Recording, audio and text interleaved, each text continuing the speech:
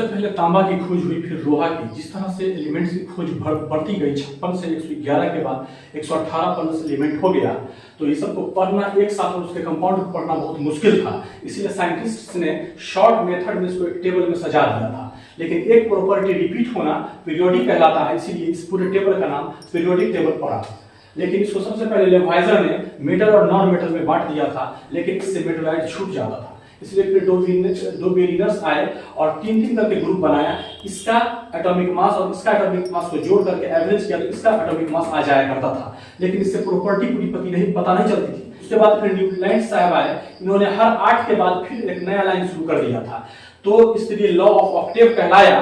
लेकिन यहाँ एक गलती हो गई, 20 तक सही था, उसके आगे फिर गलत हो गया, क्योंकि हीलियम नियर आर्गन सब इनर्ट गैस है और इसी में लोहा आ गया, तो ये जो गलत थी। उसके बाद फिर मेंडलीव साहब आए, तो इस तरह से अभी तक पीरियोडिक टेबल चल रहा है। लेकिन इसको लॉन्ग में जानने के लिए हमारा